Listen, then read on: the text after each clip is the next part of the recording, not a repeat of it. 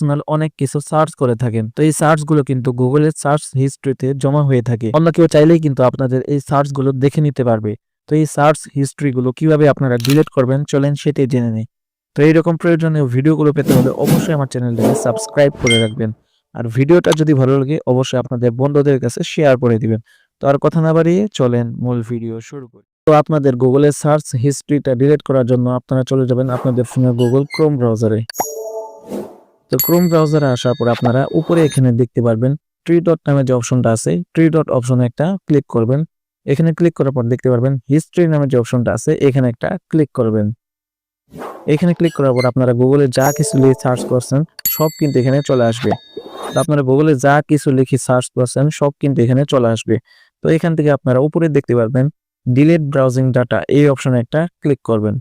এই অপশনে ক্লিক করার পর এখান থেকে উপরে দেখতে পারবেন লাস্ট আওয়ার নামে যে অপশনটা আছে এখানে দেখতে পারবেন ছোট একটা এরো চিহ্ন দেওয়া আছে। এই এরো চিহ্নতে একটা ক্লিক করবেন।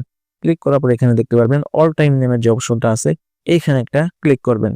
ক্লিক করার পর নিচে দেখতে পারবেন ডিলিট ডাটা নামের যে অপশনটা এখানে একটা ক্লিক করবেন। এখানে ক্লিক করার পর এখান থেকে ওকে ক্লিক করে দিবেন। তো ওকেতে ক্লিক করার পর দেখতে পারবেন আপনাদের গুগলের যে সার্চ হিস্ট্রি ছিল সব কিন্তু এখানে ডিলিট হয়ে যাবে। আপনারা যা কিছু সার্চ করেছিলেন এখানে কিন্তু সব কিছু ডিলিট হয়ে গেছে। তারপর এখান থেকে এটাকে কেটে দিবেন। তো এখন দেখতে পারবেন এখানে যদি আপনারা চলে যান আবারও সার্চ হিস্ট্রিতে, এখন দেখতে পারবেন আপনাদের কোনো কিন্তু সার্চ হিস্ট্রি এখন নেই। তো এইভাবে কিন্তু আপনাদের গুগলের সার্চ হিস্ট্রিটা ডিলিট করে নিতে পারবেন। ভিডিওটা কেমন